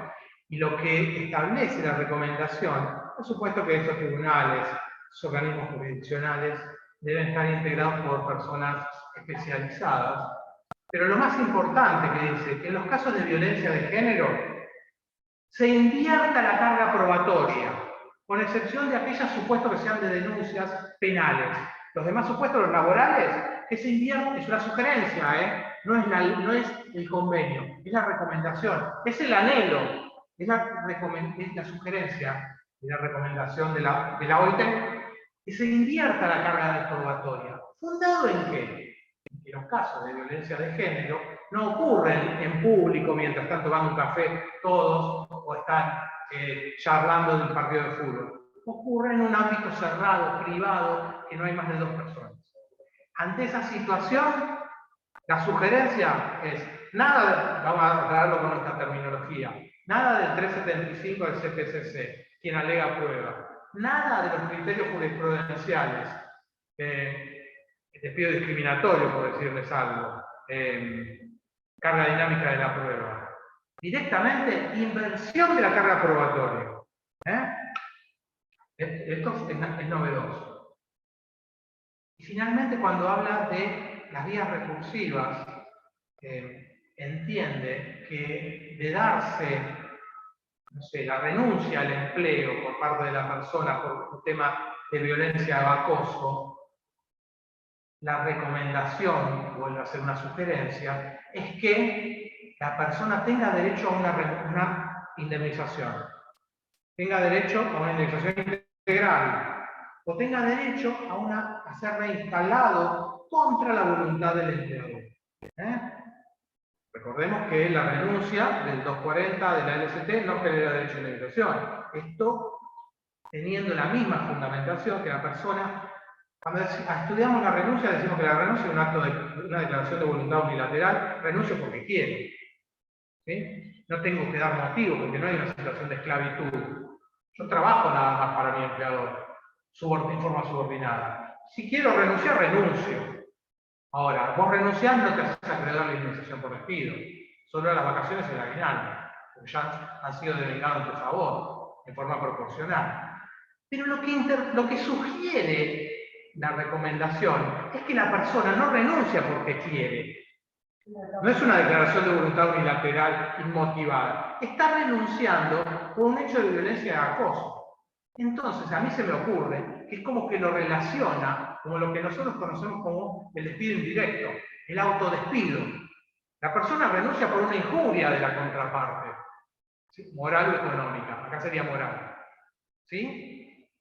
Pero en el fondo, ¿cómo se extingue el contrato cuando es del lado del trabajador? Motivado o inmotivado. Con causa o sin causa, si quieren. Renuncia o despido indirecto.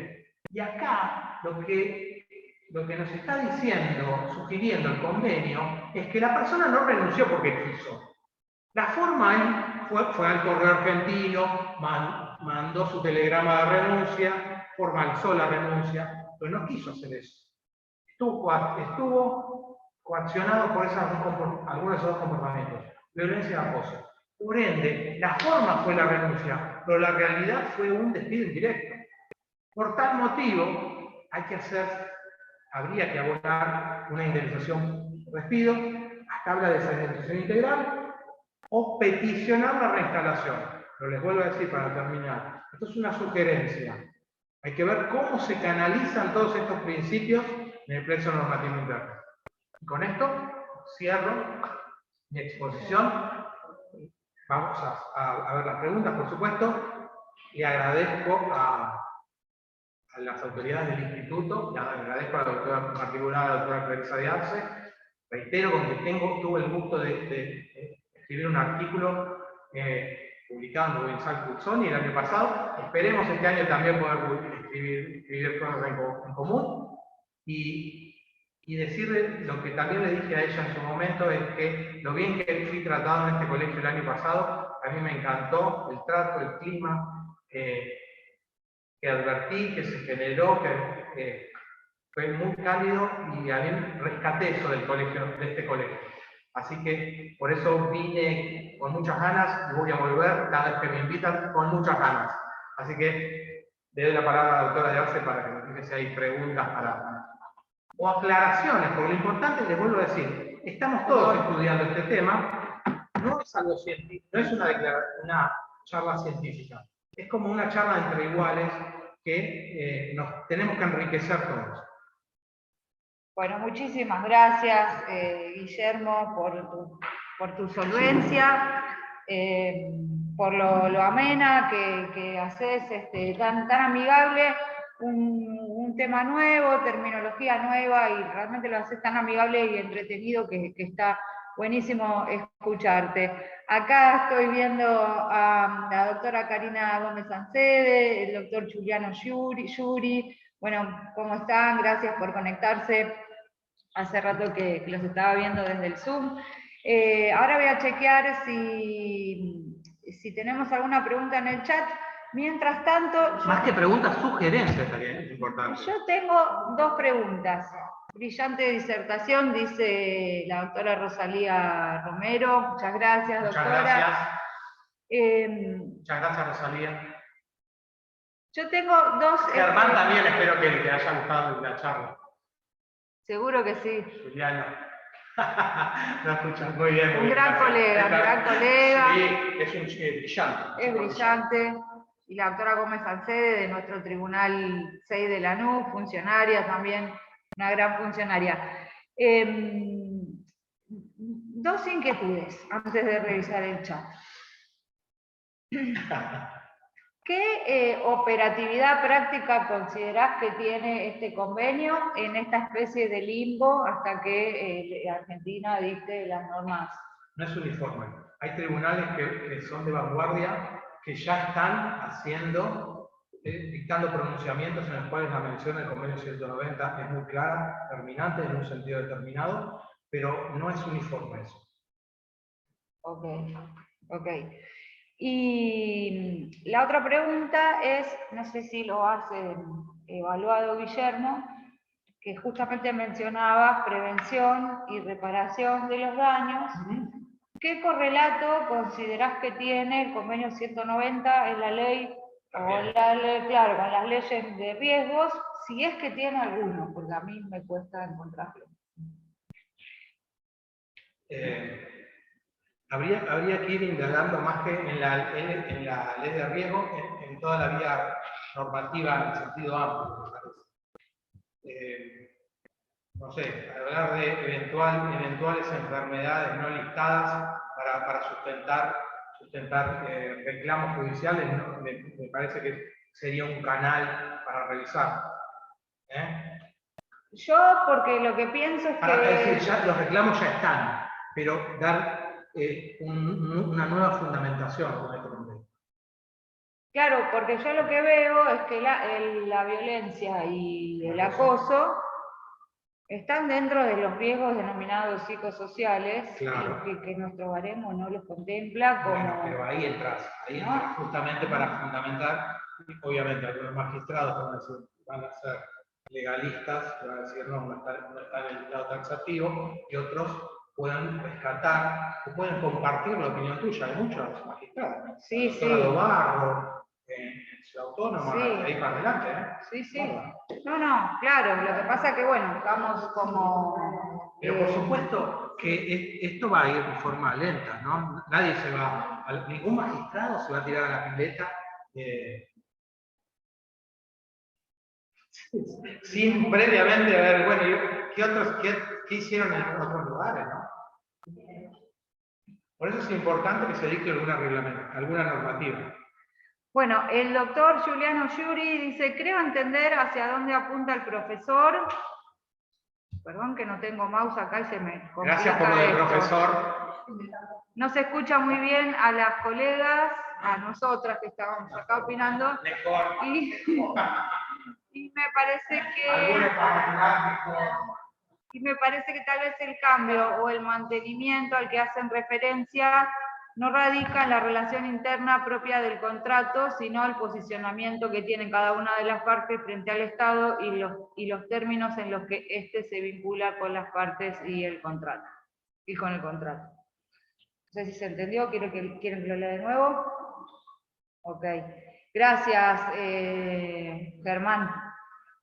Martín Morelli dice, vinculando todas las etapas, ¿por qué cree el doctor que hay tanta capacitación, hasta obligatoria para empleados judiciales, respecto de leyes como Micaela, Yolanda, etcétera, pero nada respecto de este tratado? Yo lo que creo, porque esto es novedoso. El tema de la ley de Micaela ya tenemos hace algunos años. La capacitación, y en el caso de la provincia de Buenos Aires tenemos una capacitación anual obligatoria, y muchos departamentos judiciales, muchos organismos jurisdiccionales en La Plata inclusive, decían, no vamos a hacer el curso de Micaela porque ya lo hicimos una vez.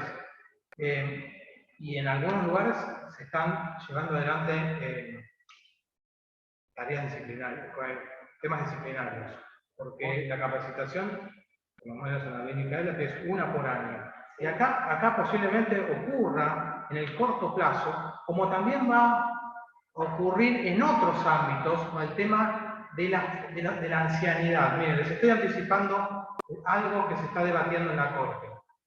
El tema de la ancianidad, y que también, no este año, ¿no? Por supuesto, estamos hablando para más adelante. Se están analizando esos protocolos para las personas ancianas cuando van a los juzgados, tribunales, que no existen, y que se está también pensando en algún tipo de capacitación obligatoria. También me parece que la ley Micaela tuvo mucha repercusión porque hubo un hecho social, hay una demanda social. Este convenio, como no proviene de un hecho acá en nuestro país, hay muchas normas que se crean por hechos puntuales y lo demanda la sociedad. Este convenio viene sin este contexto, entonces todavía no se exigió esa capacitación obligatoria como si cuando pasa un hecho puntual y salen normas. Y ahí posiblemente, pero ahí por ahí nosotros tal vez no lo advertimos desde la jurisdicción, pero sí también lo vean desde los gremios, desde los sindicatos. El tema de la capacitación creo que va a empezar por ahí en forma fuerte, pero seguramente con el transcurso del tiempo va a ser también de alcance general. Pero sí coincido con cuando hablan del tema del convenio dejaba abierta la puerta para que los gremios de organización interna, convenios de colectivos de trabajo. La realidad es que por ahí es mucho, o sea, dejan abierta la puerta porque por ahí es mucho más sencillo la negociación, mismo con empresas, porque muchas veces no hace falta llegar a un convenio o a que esté dentro del convenio en sí, van haciendo convenios por empresas y eso va pujando de abajo hasta que se va haciendo necesario o demasiado dinero que no está en el convenio y después se puede incluir ese convenio. Esto ya pasó, decía, en la década del 90 cuando se sancionó la ley de pymes y la ley de flexibilización laboral, las dos hermanitas, año 95, 24.465, 24.467. Eran los famosos contratos basura que ustedes habrán escuchado, ¿sí? Cuestionados por la iglesia, cuestionados por todo el mundo. La ley decía, bueno, existen estos contratos, pero después hay un artículo que establecía que los requisitos para la extinción de esos contratos, por dar un ejemplo, se debía ver por los convenios colectivos de trabajo. O, en el caso de las pymes, los trabajadores que trabajan en una pequeña empresa, menos de 60 empleados creo que era en aquel momento, tenían determinados derechos. Se fraccionaban las vacaciones en tres etapas, las cuentas de capitalización, de las cuales hablaba Macri hace 3 años, se deben canalizar por los convenios colectivos de trabajo. No conocí ningún caso en esa década, obviamente. Pero eso todavía está vigente. La ley de teletrabajo también. La ley de teletrabajo. Todo, es decir, en la inmediación, la ley puede ser una ley marco general, pero después precisás que los operadores sean los que están en el llano, pero bien marcás vos. Y de ahí que impulsen para arriba o que impulsen el contagio. Más que el contagio, bueno, es que es inevitable, no es de ahora, digamos. No, y también me permito agregar, estaría buenísimo que en estas negociaciones futuras intervengan más mujeres, ¿no? Porque ya que las mujeres somos una categoría sospechosa en materia de discriminación y realmente no... En integración sindical las mujeres están muy por debajo de los hombres. No se aplica el cupo, yo no estoy en sindicato. El cupo femenino no se aplica. Pues la ley está. Bueno. No, lo que pasa que si no va... Salió uno de la Corte en materia de paridad, que en materia habría que buscar en qué página de la Corte, ¿no? En qué parte. Pero bueno, ministros, hay una ministra y el resto son varones. Pero para abajo, había un 60-40, estábamos bastante bien, no estábamos mal, estábamos bastante bien, ¿eh? ¿La viste? Que hace con una pirámide. Lo que pasa es que no pasa lo mismo, de funcionarios para arriba no hay paridad entre hombres y mujeres porque hay mayor, digamos, integración masculina y después de funcionarias, o sea, empiezan a partir de secretaría para abajo, ahí sí hay mucha más integración de mujeres. Hay muchas, en materia de secretarías de corte hay muchas. Mi secretaria de corte se equipara a un juez de casación. Ese es un ministro del Poder Ejecutivo, para que tengan una idea. Mi secretaria laboral, la doctora Di Tomaso, es mujer. Así que hay mucha mujer. Pero faltan en los cargos de poder, digamos. Pero no estamos ni en el fuero penal, ni en el contencioso administrativo. El fuero penal no hay varón, en el civil también. También lo que mencionaban de los sindicatos es que si bien ellos están más cercanos a la conflictividad, primero las integraciones están en mayor cantidad masculina y además que los convenios colectivos de trabajo no siempre se modifican en la actualidad porque hay convenios muy viejos, datan del 75 la mayoría. Eso es la otra actividad. Y entonces, bueno, siempre están por detrás de las novedades. Ya que te dices si hay más preguntas porque si no se nos van a ir. No, nos entusiasmamos charlando y yo creo que vamos a seguir un rato más. Pero bueno, hasta acá llegamos con el Zoom. Muchas gracias a todos por haberse conectado. A ver. No, es la felicitación de la doctora Romero para Guillermo. Si alguien quiere comentar algo y desmutearse, aproveche ahora o calle para siempre. Acá hay mensajes, perdón.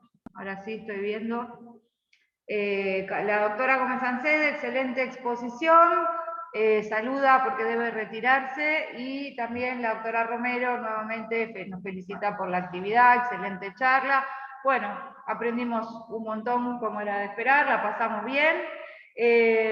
Doctora, está desmuteada si quiere comentar algo. ¿Las podemos escuchar? Yo no sé cómo funciona esto, creo que sí. ¿Qué dice el gerente? No. Hola, no. Ahí está. No, solo saludarlos, agradecerles, realmente muy grata la charla, muy amena, y siempre es importante ir aprendiendo y nutriéndose mutuamente de estos nuevos conceptos. Respecto al doctor que decía Gustavo Domínguez que, bueno, no se aplican demasiado los convenios, lo que pasa es que la línea de la Corte primero es el basamento primero en la doctrina nacional, en la legislación nacional. Y bueno, los convenios internacionales son un refuerzo, un referente más allá de que conforman el derecho interno, ¿no? Pero no me hago una sentencia basada solo en el convenio 190, que aún no está reglamentado. Sí, como referente de todas las normas, las legislaciones que tenemos, que es bastante abundante, más del convenio 111, que data de 1958 de la OIT, y la ley 26485 y todas las leyes que existen de protección de la mujer, de género, contra la violencia, el acoso y demás, ¿no? Pero todo viene a reforzar y se va a ir perfilando con el tiempo, ¿no? Con legislación que, bueno, obviamente se va a ir incorporando al sistema jurídico. Bueno, muchas gracias, un honor haber compartido con ustedes este espacio. Doctora de Arce. Gracias, doctora. Muy buenas tardes a todos. Acá el doctor Unzaga dice que lo comparte y que sí, que está en la misma línea de lo que usted dice. Y bueno, esperamos poder contar con su presencia pronto también cuando organicemos otras jornadas, doctora. Un placer. Bueno, muy bien, hasta acá llegamos, entonces, saludos para todos y por supuesto siempre en contacto. Gracias por estar, muchas gracias, Guillermo. Chao.